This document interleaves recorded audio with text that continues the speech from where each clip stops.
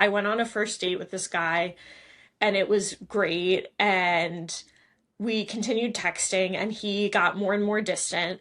And I was like, Mm. awesome, I know where this is going. It would go from texting all the time to, which isn't necessarily 100% healthy either, but to like days of not hearing from him and then he'd come back and whatever. And I said something and he said, Jess, something, something. And I was like, just not my name. Yeah, that's Um, not even close. so I texted him and I was like, hey, so my name's not Jess, it's Caroline. And he responded, yes, with two S's and a J. So at that point, I was not done, but I was like, this is really getting to me where it's just, oh, I'm so tired of That is the the least BS. believable excuse.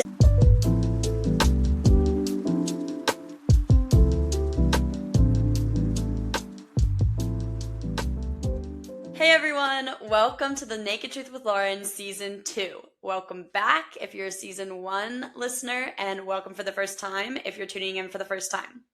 We are going to be talking all about the messy realities of navigating your 20s this season. And I am promising you real, stripped down conversations about work, friendship, dating, self-worth, and the growing pains that no one warns you about at this age. Hopefully, you will feel a little less alone after listening. I'm your host, Lauren, a 29-year-old professional living in DC, passionate about creating spaces for open conversations and building genuine community. And I am so glad you're here. Thank you so much to our Season 2 podcast sponsors, Kelly Miller, Marika and Batman Pierce, Pauline Shu, and Jenny Porter. I couldn't do this without you. Hey guys, one of your favorite guests from Season 1 is back, Caroline. Caroline is my friend from college, and I am so happy to have her back on the show today. Last time she was here in Season 1, we got deep into some heavy stuff like mental health and policy. I would recommend going back to Season 1 and checking out that episode. Is one of the most popular episodes of Season 1. I think it's Mental Health Medications and U.S. Policy, I think is the title. But yeah, we're flipping the switch. We're talking about the messy reality of dating in your 20s today. We've all been there, dealing with the ghosting, picking toxic partners, feeling burnt out after going on too many first dates, and genuinely questioning if we're ever going to find our person. But Caroline is officially on the other side. She is currently in a healthy, successful relationship, and today she's telling us exactly how she stopped picking bad partners and finally figured out her dating non-negotiables. So let's get into it. Welcome back to the pod, Caroline. Thank you, Lauren. I'm excited to be back. Last time was a little heavy, so I'm excited to be doing something more lighthearted and hopefully a little funny because I Yes. love to giggle. Yes, we love to giggle here. I have a feeling we're going to laugh a lot. Yeah. Let's start high level though. What has been your high and low of the past week? So, my high of the week is that once a month, twice a month, I try to FaceTime all my siblings. Some of them live close by, some live far away. And it was the funniest thing. I got to FaceTime with my niece and nephews. And my one nephew, he is almost 2. And he like snatched the phone and was just running around with it, and you could just see his little face, like, and then he'd like accidentally flip the camera and you could just see like the blur of things going by because he was just running around. It was Oh my so God. cute. It was so funny.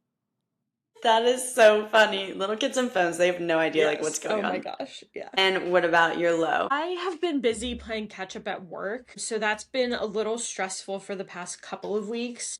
It's mostly just a lack of my own motivation, so finding ways to fulfill myself and fill my cup so that I can pour into others at work and catch up on all my stuff. Yeah, that is so relatable. Mm-hmm. It's like sometimes you hit those like, what is it, like valleys of like low motivation. Mm-hmm. And I'm wondering, what are the tools that you do to like fill your own cup?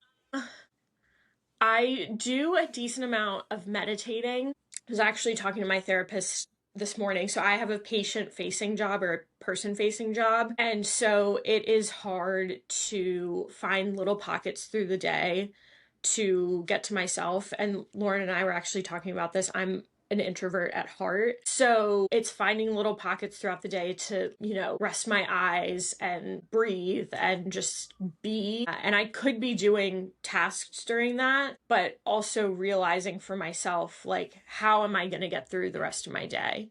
And is doing this one little task that I can technically do later, is that going to make me a better, worker? Or is taking 10 minutes for myself going to make me better? So yeah. Oof, that is a constant struggle for me Yes. too. Yeah. I have to unlearn that your worth is not tied to your productivity, which I can imagine you struggle with too. Yes. Oh my gosh. It's so hard.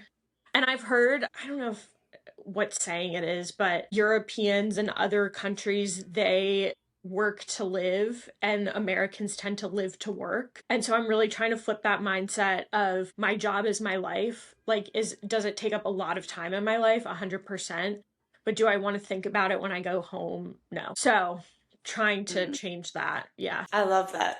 Thank you for sharing. Yeah. It's tough, but Europeans, we got to learn from them in that regard. Like, their work-life balance is superior. The spritz at 3 p.m. Oh my gosh. The siestas in Spain. Yes. Top tier. Oh, yeah. Okay, well, let's get back to dating. So, dating, burnout, and ghosting. What is the first cringe memory that flashes in your head? The ghosting is more general, but it's happened and I've done it.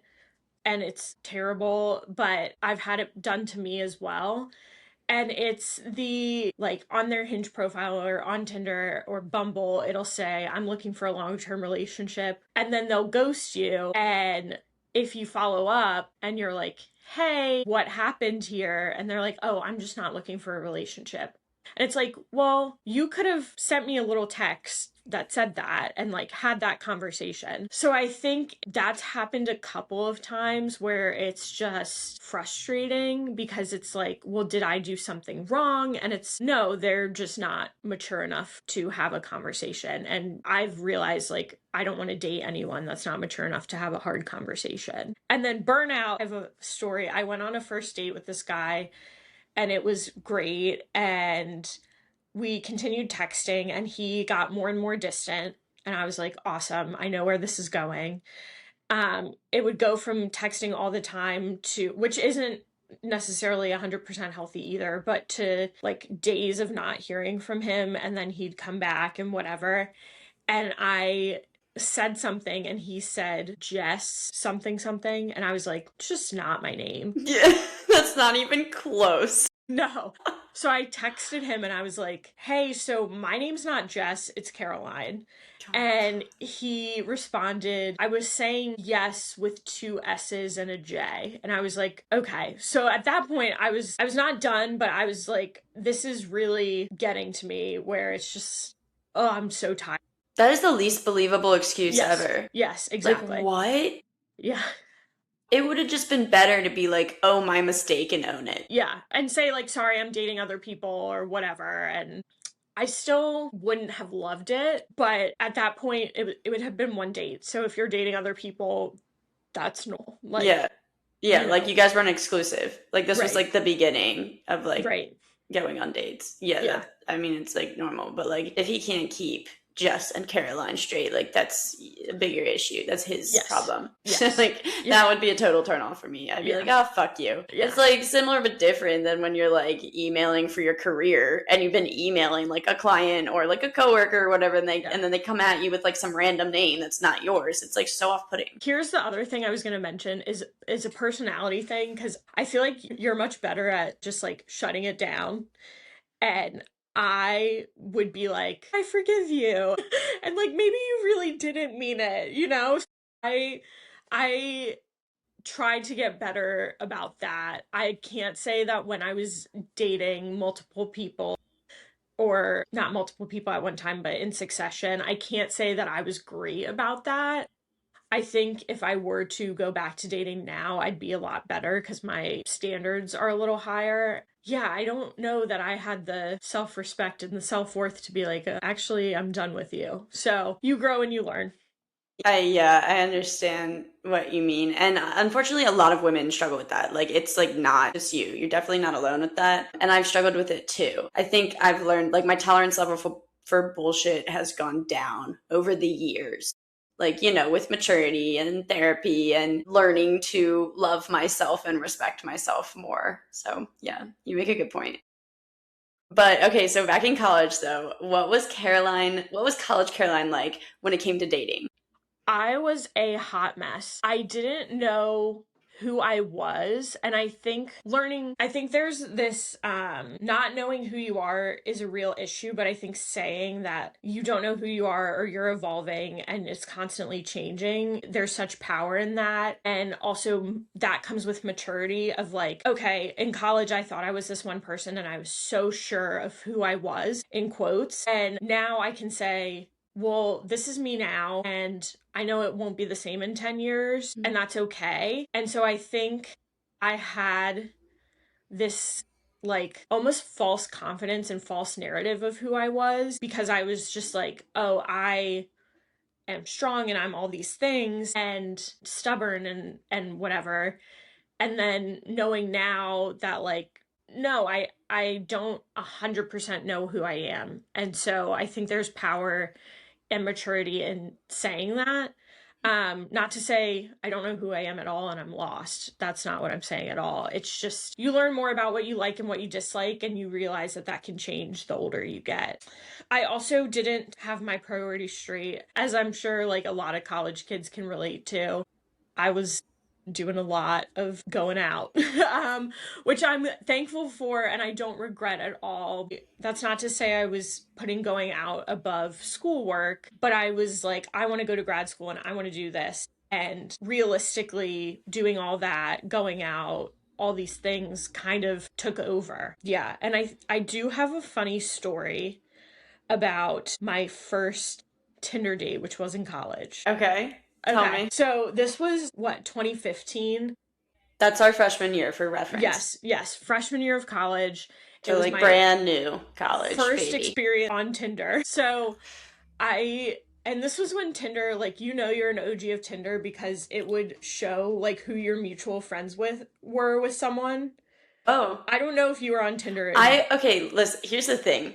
I wasn't like let into Tinder. For some reason, I couldn't make a Tinder. It was weird. I didn't try to until like a little later into college. I'm kind of like a late bloomer in general. So like I don't do the things first for people our age. Like I tend to catch on late. So like I think it was maybe sophomore, junior year, I tried to download Tinder once everyone was talking about it and go on dates or whatever. And I literally could not. And I was like, wait, what the hell? Like, I don't understand. And then I like jokingly took it as a sign. I was like, I guess this is the universe telling me I got to do J swipe and it wants me to be with someone Jewish. So like I went to J swipe and I downloaded that and like I could do that. And I was like, well, universe is giving me a sign. Yeah. So I was on like OG Tinder, and this guy I had swiped right on, he was mutual friends with someone in our scholars program, which Lauren and I, that's how we met. And I was like, oh, okay. They were like mutual friends on Facebook or thing. And so I went on a date with him. We went to the Chipotle in College Park. So romantic. This is a very freshman date, yeah. And this is how you know it was a long time ago, because Chipotle was $7 then. Oh and my I remember God. that because we go to pay and he didn't offer to pay for my Chipotle. And I was like, fair enough. Not fair enough, $7. It's $7. I appreciate when a guy offers, and I will politely decline, and that's probably what I would have done. Or let him pay for my Chipotle. But I always offer to like split it or whatever. And sometimes I've even like paid for a first date, which is just a power move. It's just like, I don't owe you anything, sneak it in there. But he didn't offer. And then we sat down and he talked about his boat the whole time. And then to make things worse, we had gone out later that night, probably to Bentley's or somewhere. And he threw up on me. No, ew. Yes. Ew. Please tell me you never went out with him again. No, I cannot say. Okay, I've had parallel, like, similar but different dating experiences where it was more so when I was nomading, like in adulthood, like post-college, yeah, where it would be like a guy who was like older than me bragging about how rich he was. For some reason in Charleston, I'm actually not surprised based on the vibe there. Even though they're rich, they're not willing to like take care of you on a date was the vibe I was getting. They're more willing to like brag about it and then like, make you pay for yourself, which like, okay, like I can pay for myself, but like it's just not the point. And like I remember going out with a guy who was like 4 years my senior, and the guy came with the check thingy, and it was like pay on the spot. So it was like so awkward because the guy came and like we both were like quiet, and I swear to God, a good minute passed, which is a long time to sit in silence with the waiter with the little scanny thingy he's there. Like, give me my and tip. I was just like so uncomfortable that I was like, I got it. And we split one meal. That was a thing too. It's like we didn't even get two different meals. We split like one barbecue platter. Oh my God. And the guy, the whole time, he talked about his like multiple jobs and like his boat and his nice car. And I was like, are you kidding me? You can't do that. And then like split one barbecue platter with a girl who's 4 years younger than you. I'm sorry. That's ridiculous. Yeah.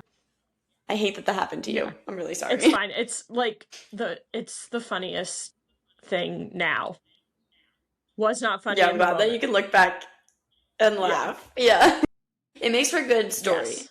In college, were you in any like longer term relationships? Yeah, I dated a guy for a couple years in college. In college, I had a relationship. In grad school, I had a relationship. And then post grad, I had a relationship. And then my relationship now. So I've been through periods of like dating for a couple years and then single for a couple years and, kind of pockets of it. So I've kind of seen the evolution of the dating apps. But yeah, I was in a relationship in college for a little bit, and I think it's college, as serious as college can be. I know people meet and marry high school sweetheart, college sweetheart. I think that takes a lot of work, and I have a lot of respect for those couples. But, in college, I'm like, oh my God, we're gonna get engaged at graduation. I was 22. Like, I was a baby. You think you know what you want in every relationship, and you think you have this life plan of I'm going to be married by the time I'm 25, and then you look back and you're like, thank God I'm not married to who I was dating at 25. Okay, so in these relationships, let's talk about like college and grad school relationships. Were there any red flags that you ignored at the time? Yes, I think in all of them, it was a lot of not listening to my needs, them and myself.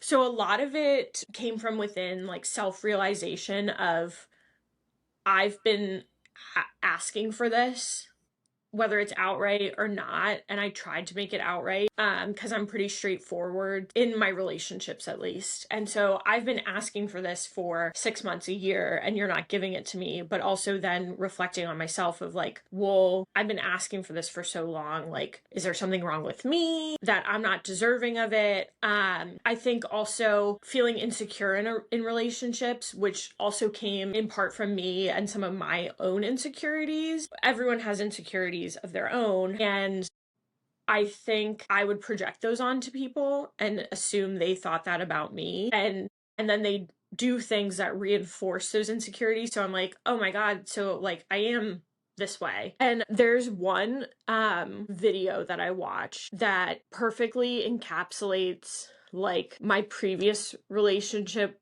before the one I'm in now, which was not great. And I think that was really the culmination of me not listening to what I needed and not getting what I needed and not even getting what I wanted out of it. And do you watch Vanderpump Rules?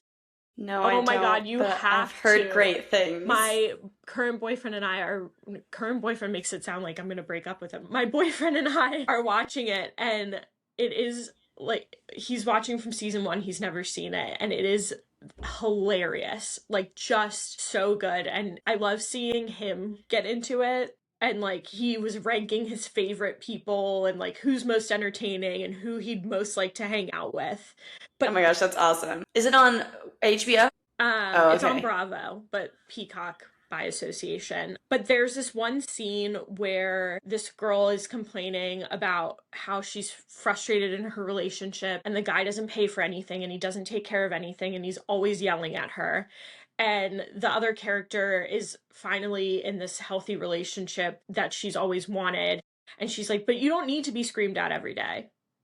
And you deserve someone who, you know, loves you and adores you and doesn't scream at you and like that is out there for you. And so I think I go back to that because this is my like 7th rewatch of the show or something ridiculous. Like I've watched it so many times.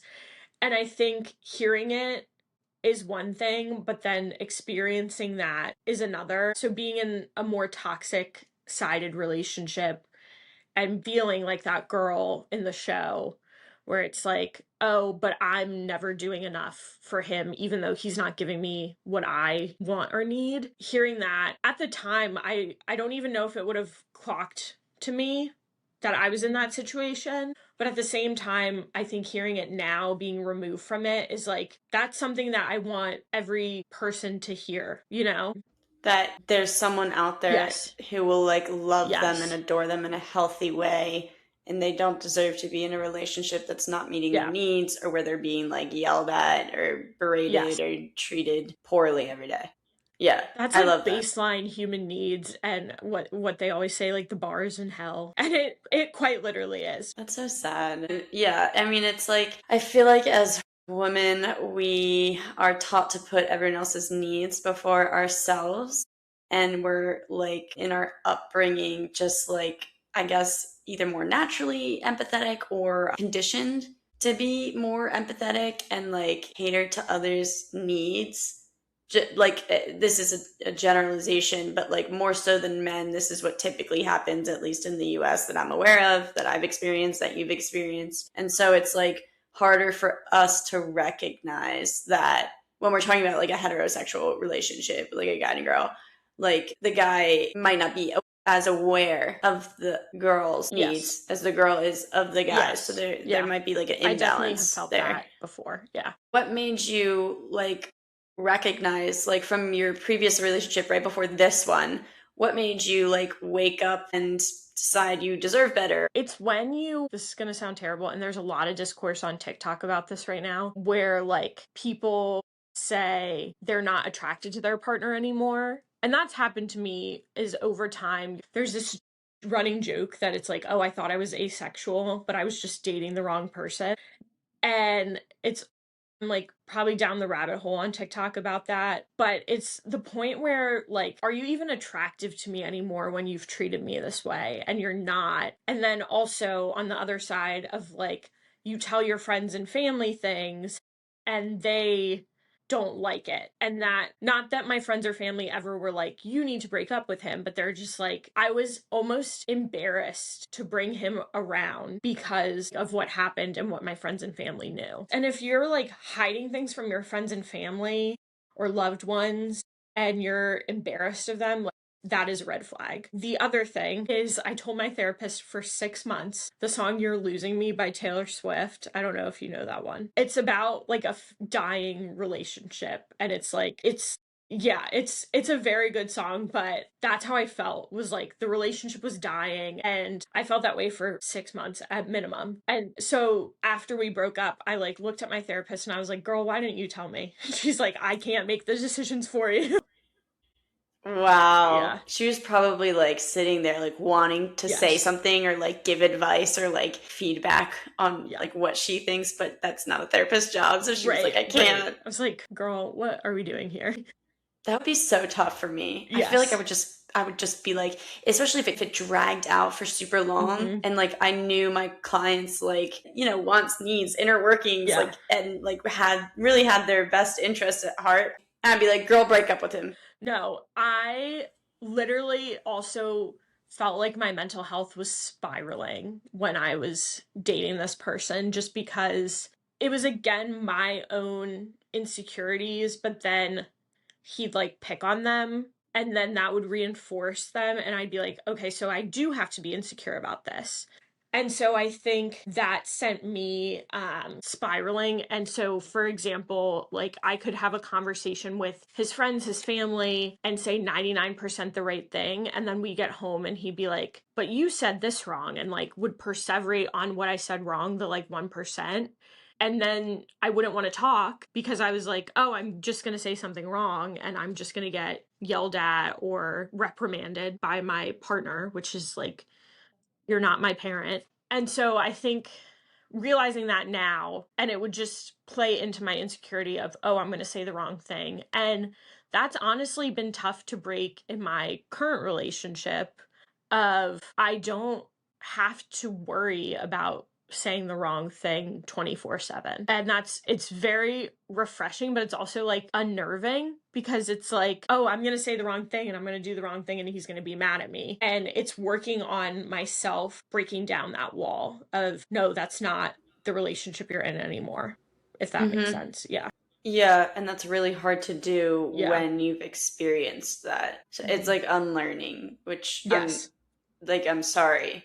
That Yeah. sucks, but it is a reality not only for you, but for a lot of other people out there experiencing today's dating world. And I'm glad that you were in a place where you recognize that that's not what you want, that's not what you deserve. And you have the space now and the relationship now that's at a healthy level that you don't have to worry about like saying the wrong thing and being reprimanded. That's not a healthy relationship, clearly. Was there a specific moment when you realized, like in all your dating history, that you were like burnt out from dating? I started coming up with these questions, and some of them are serious and some of them are goofy. It's a list. I can pull it out for the people who are watching. Give I us the haven't used it tea. in a while. So it is. Oh my gosh, wow. That's so long. Yes. My God, So I look that is insane. a novel. It's like 100 questions and it looks insane, but I like pick and choose when I ask them. And it's just like icebreakers. So my big one is, do you want neighbors that live close to you or far away? What is a city you've always wanted to travel to? What's on your bucket list? So this is just for like dating, like getting to know each other first, second, third date. Yeah, whatever. exactly. They're just conversation starters. This one guy I was on a date with, we were like struggling to make conversation. And so I'm like, oh, I have this like list of questions, haha, like it's really funny. And so I started asking him them, and he'd just give like one word answers. And I was like, you are not my vibe. So at that point, I was just like, like heavy sigh. I need to take a little break from this. And I keep getting my hopes up. And that was another like first date. I had been on like 10 first dates and I was putting myself out there all the time. And it was exhausting just trying to meet people over and over and over again. And I just don't have the energy for that. Yeah, it's a lot of energy. On top of like, you know, your daily life, Yes. your chores, your career and or Yes. school. Now I pull the list out. My friends all know about it. So they're like, ooh, we'll be like pre-gaming or at an event, like a Maryland football game or something, and we're just chit-chatting. And they're like, ooh, pull out the list. Like, what's on the list? And so we'll talk, like, one is rank your top 3 favorite soups. And then you're like, ooh, you put tomato soup. Like, I wouldn't have done that. So it's just like goofy questions. Yes. I don't even know. Okay, I'm gonna get like blasted for this. I feel like if you were to ask me that, I would like stutter. I wouldn't know what to say. Like I'm not like a huge soup person. And that's okay. But then like ramen Yes. comes to my mind. Does that count? Yes. That you can have a conversation about that. Well, what do you think? Oh, gosh. Are you a ramen as soup person or like not? It depends on how you prepare it, because some people will put the broth in there and some people will drain the broth. I would consider it noodles, but if you keep broth in, I can see the argument for soup. Wow, yeah, that's niche. And see, yeah, that gets a conversation going. Like if you're asking someone that and they give you one word answers, no, red flag. What's your top favorite soup? Ooh, probably broccoli cheddar. And like a bread bowl from Panera. I feel like 90% of listeners are gonna be like, oh yeah, I need that. Oh my God. But then you got chicken noodle coming in. And then people are like, it's classic, it's reliable, you know? Yeah, it's like healing when you get sick. Dude, you know it'd be crazy if like Panera sales spiked from this episode. Then I'd be like, Panera, sponsor me, please. Yes, Panera, please sponsor us. That'd be crazy. Yeah. Oh my God. Yeah. Panera's bread bowls really slap. They knew what they were doing Yeah. with that. Yeah. You are in a healthy, successful relationship. Yay! I'm so happy for you. So you met this person last year, like fall. Yes. Okay, cool. I love that. Yeah. Yeah. And how did y'all meet? We met, so I was telling Lauren before we started recording that I basically manifested him, and I tell everyone I manifested him. So I have been going on all these Hinge dates and putting myself out there. And I looked at my therapist one day and I was just like, I am so burnt out from this and I'm so tired of it.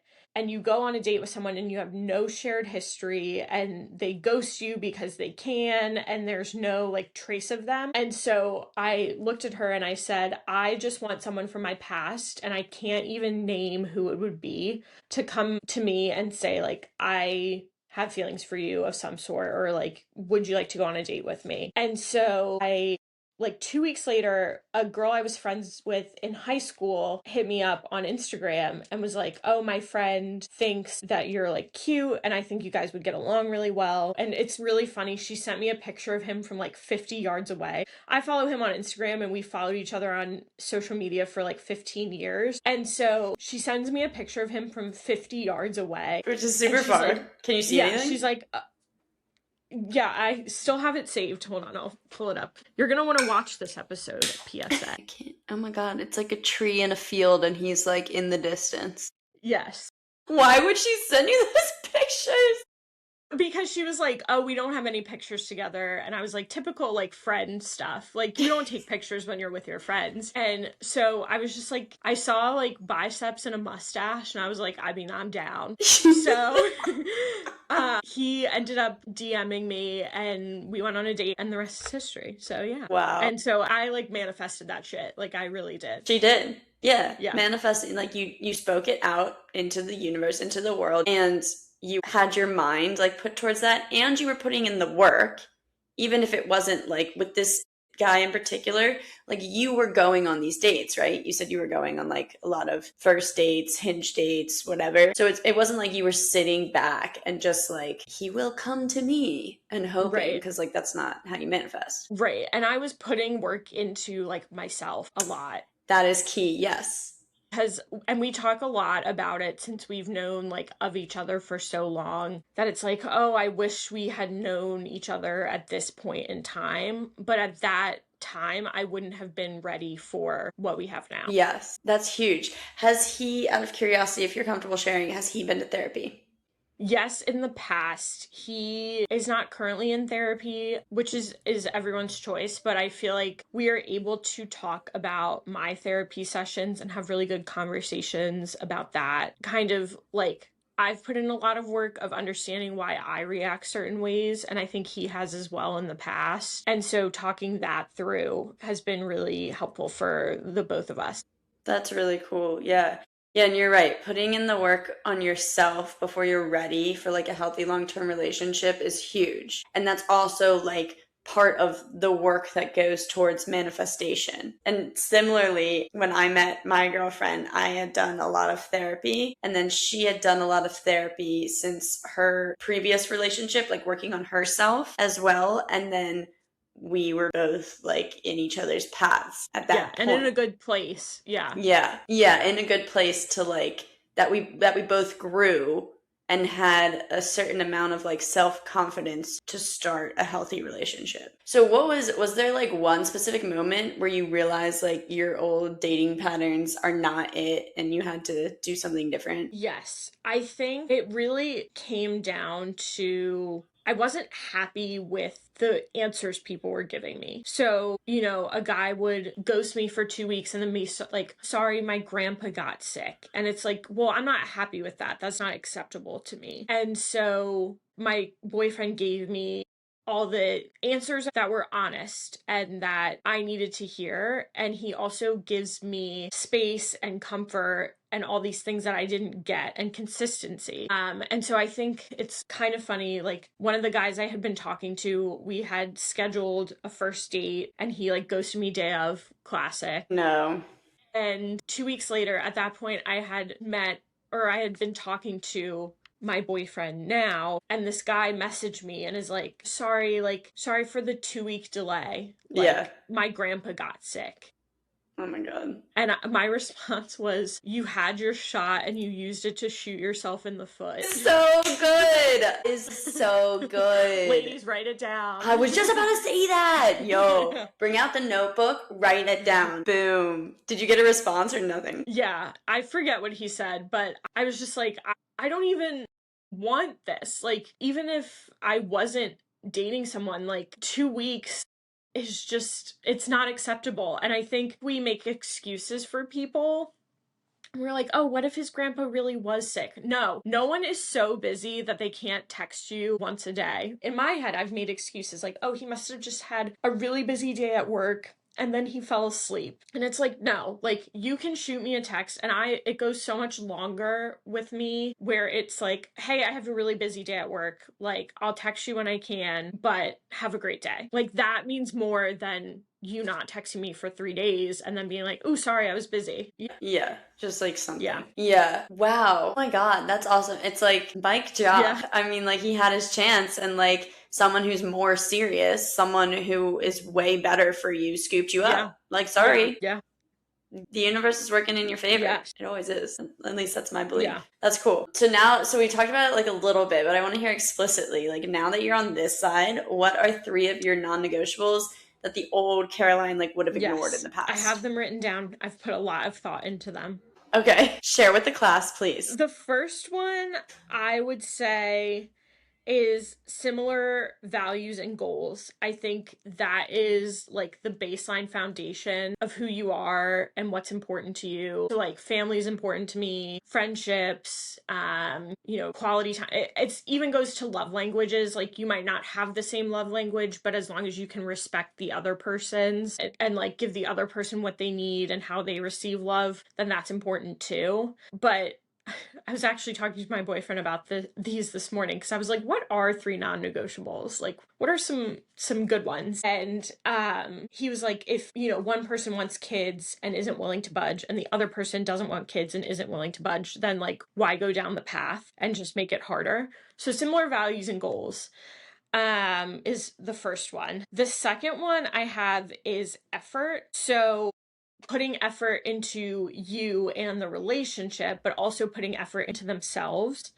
is really important. And it doesn't... I like that a lot. Yes, and it doesn't stop. There's also a lot of discourse of like, do I give... Like, someone always has to be giving 100% in the relationship. Like, I may be 0%, but my partner has to give 100%. And I disagree with that. I think, like, you can both be running on 50-50 as long as you have that understanding and you're still putting as much effort as you can feasibly put into that relationship. I think it's important to recognize where you're at and your partner recognize where they're at and say, this is what I can give now. And it's not always going to be 100% and it's not always going to be 90% or 80%, because sometimes you're both going through a really hard time in life and neither of you can give 100%.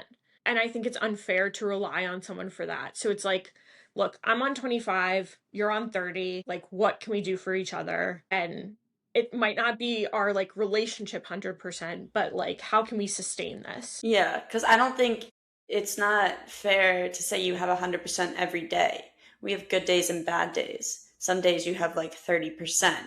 If it's a really tough time. So how would you be able to give more than that to a relationship, let alone yourself? My last non-negotiable, and I'm very proud of this one, and it covers a lot, is someone who calms your nervous system. So... Oh, I love that. Thank you. So I think of it as like alarm bells going off. And if you're with someone who dysregulates your nervous system, it's like the alarm bells are always going off. And it's just someone who, via actions and effort, gets those to like at least quiet down, if not go away. So I think that encompasses, for me, like trust and communication. So what we were saying before of, the person's not communicating with me for 3 days. Well, my alarm bells are going off. Whereas if you shoot the text and say, hey, I'm really busy at work, I'll text you later tonight, that makes my alarm bell go off. Or like, meaning go away. Go quiet. Yeah. Yeah. The opposite. And so I think having someone who quiets those alarm bells via actions and trust and communication and all of that is really important. Mm-hmm. Yeah, I think that was huge. Those are great. Thank you so much for sharing. That is really big that I think I didn't notice when I was younger either, but I have noticed it in my current relationship. And I've also received feedback that I do the same thing, like for her. And I think that's a really big green flag for like a relationship overall.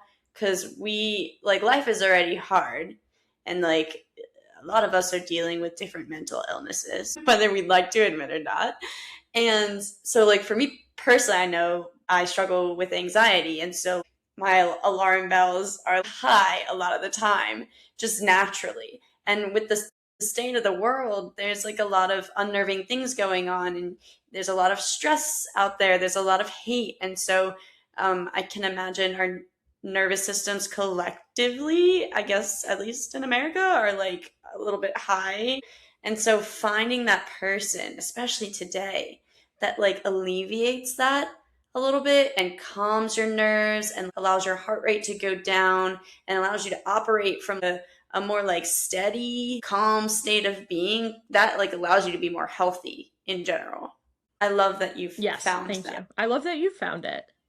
Yay! Go us! Growing up, yay! We love a healthy relationship. Yes. But yeah, it takes a lot of like trial and error, Yeah. I think. Like would you have found your non-negotiables if you hadn't had your previous relationships or dating I experience? think they've always been within me. I don't know that I would always voice them the same way. I think that's come with a lot of like therapy and learning myself. Because if you think about it, like one is trust, and that falls under the nervous system stuff. So I could have come on here and just said, like, oh, a non negotiable is trust, which is totally valid. But it's like, what does that mean and what does that do for me? What does having trust mean to me? And how do I feel when I trust somebody? And so I don't think I would have had the language to do it or the language to define them in the past. And I also think I knew I wasn't getting it. Like I couldn't name it, but I knew I wasn't getting what I needed. I just didn't know what it was I needed. Like I couldn't put a feeling on it.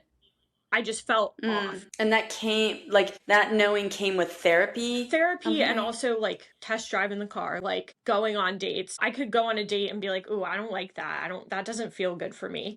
I might not have been able to name what it was and why it didn't feel good, but just knowing like in my gut, like that's not what I want. And so I think naming it has come from therapy a lot. I always knew what my non-negotiables were. It was, am I going to stick to it? One. And two, do I even like acknowledge that it exists, that this person has a non-negotiable for me? Yeah, I get that. Okay, I have one last question to wrap Yes. up, and this is advice for your younger self. So if you could Oh go gosh. back to the version of yourself, like in the past, that was crying over a toxic boy, what is one thing you would tell her? So I don't have one thing. I'm sorry. I have multiple.